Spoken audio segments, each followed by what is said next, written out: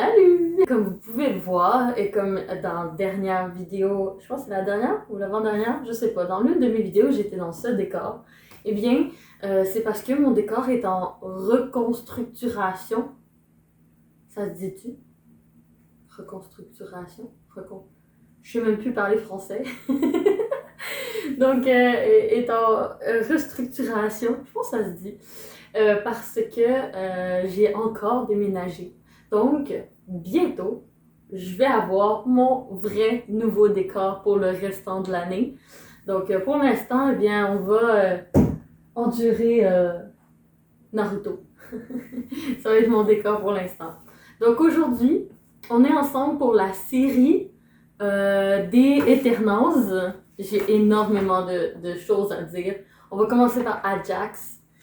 Parce qu'il va y avoir 1, 2, 3, 4, 5, 6, 7, 8 vidéos sur les Eternals, en fait, pour chacun des Eternals, parce qu'il y a tellement de choses à dire sur ces personnages. Donc, passons pas plus de temps sur l'introduction qui est beaucoup trop longue et parlons de Ajax.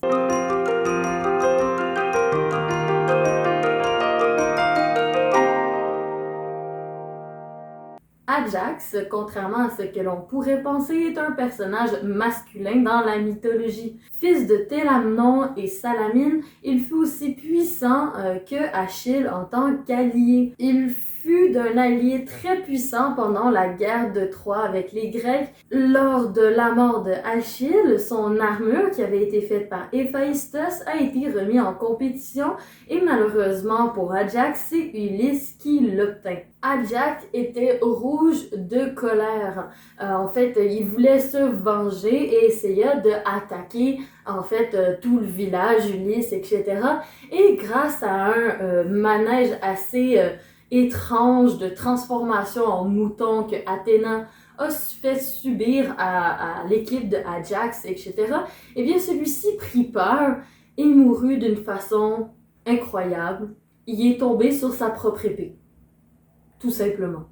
Il est tombé, il s'est écrasé en plein ventre sur son épée et il est mort. On n'a pas tous une fin héroïque, d'accord? Eh bien ça, c'était une rapide histoire de la vie de Ajax. En réalité, c'est beaucoup plus complexe que ça, mais le but de la vidéo, c'est de vous comparer avec le personnage des Eternals. Passons au fait que justement, Ajax pourrait, si on la relierait au personnage que nous avons dans les Eternals, serait justement le personnage un des personnages les plus anciens, entre parenthèses, dans le sens où Ajax est la capitaine de l'équipe des Eternals, entre parenthèses, c'est celle qui est supposée incarner la sagesse et justement guider les autres Eternals dans leur choix par rapport à ce que les Célestes leur ont donné comme mission de faire. Au niveau de ses pouvoirs, on pourrait facilement dire qu'il n'y a pas beaucoup de choses qui relient Ajax de la mythologie versus Ajax des Eternals,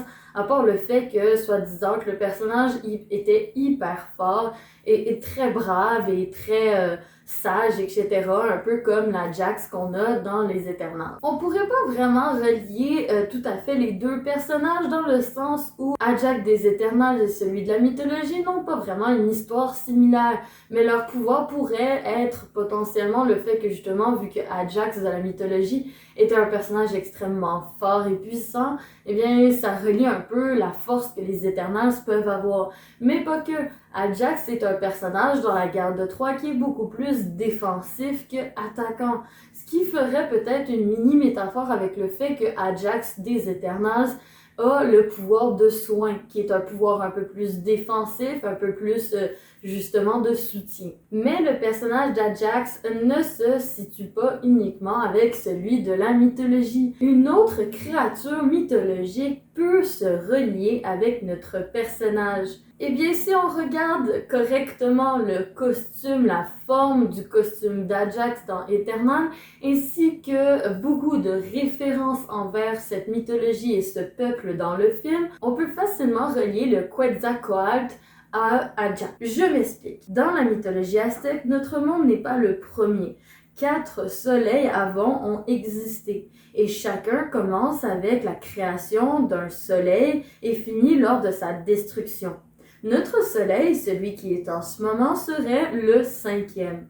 Et le Quetzalcoatl est la première génération de Dieu avec ses frères qui ont créé les divinités, le monde, la faune et la flore. Il est l'harmonie et l'équilibre, le développement et le savoir. Le contraire de son frère, le Quetzalcoatl, qui lui est le conflit, la destruction et le changement. C'est une grande référence au fait que vu que ce serpent à plumes est la première génération de divinités qui a créé justement le premier soleil, fait référence au fait que Ajax est la chef des Eternals, c'est elle qui signifie la sagesse, c'est elle qui signifie un peu la création de tout ça. Et on peut facilement justement faire le lien avec le fait que vu que le serpent à plumes est l'équilibre, la sagesse, le bien-être, en fait le bien en général, versus son frère qui lui est le chaos, le déséquilibre et la destruction, qui peut faire référence au combat que Ajax subit avec Icaris et qui en résulte avec le fait qu'elle meurt dans le film. Si vous n'aviez pas vu Eternals, c'était pas la bonne vidéo à regarder. Mais malheureusement, grâce à certains événements, le Quetzalcoatl n'a pas été choisi comme premier soleil. Et donc, il agresse son frère, vole le soleil et part dans l'océan. Est-ce là, en fait, une référence avec l'événement de justement de Ajax qui s'éloigne un peu du groupe, qui sépare le groupe en général, pour ensuite se faire malheureusement tuer par Icaris. Finissons un peu l'histoire du Quetzalcoatl et passons dans les grandes lignes de son histoire après être allé dans l'eau. La victime, justement, sort sous forme de jaguar géant avec tous ses autres jaguars pour dévorer les géants de la planète. Et à cause de l'acte du Quetzalcoatl, le monde est plongé dans le noir pendant 676 ans. En fait, c'est à cause de ça que par la suite, le Quetzalcoatl devient donc le deuxième soleil. Mais son frère est toujours fâché et le tue avec tous les habitants de son peuple 364 ans après. Mais je n'irai pas plus dans les détails parce qu'après ça fait la débordade de genre je suis encore fâchée donc je vais encore faire du mal. Après on devient amis puis là du coup on va tuer un serpent géant puis non. Bon, ça se complique un peu. Ce n'est pas nécessaire dans cette vidéo parce que on veut uniquement montrer à quel point la mythologie peut être liée avec les personnages de Marvel. Donc, ce qu'on pourrait retenir le plus flagrant, c'est que Ajax de la mythologie apporte la force à notre personnage, tandis que le Quetzalcoatl, lui, apporte la sagesse à notre personnage. Et bien plus encore quand on regarde le style d'accoutrement que Ajax des Eternals a, en fait, qui fait beaucoup rappeler justement la mythologie d'où provient le Quetzalcoatl. On pourrait dire aussi que, bien que le Quetzalcoatl soit justement le dieu un peu de la sagesse, représente le bien, la construction, etc., il est aussi très fortement dans certains écrits reliés à l'agriculture, la science et l'art, qui est en fait les trois matières principales pour un peu développer la sagesse envers quelqu'un. Donc, en fait, Ajax, c'est un gros mélange de plein de choses, de plusieurs personnages de la mythologie et de plusieurs concepts pour faire en sorte de vraiment montrer la signification du pourquoi est-ce qu'elle est la chef des Eternals. Et n'oubliez jamais qu'à chaque fois que je vous parle de la mythologie, j'essaie de prendre les grandes lignes de chacune des histoires. Les histoires d'Ajax et l'histoire du Quetzalcoatl est beaucoup plus complexe que ce que je vous ai raconté. Mais en fait, c'est parce que sinon, ça me prendrait genre un séminaire de 4 heures pour vous raconter chacune de leurs histoires et le pourquoi du comment. Et surtout le fait que, rappelez-vous qu'à chaque fois, la mythologie, c'est quelque chose de très complexe.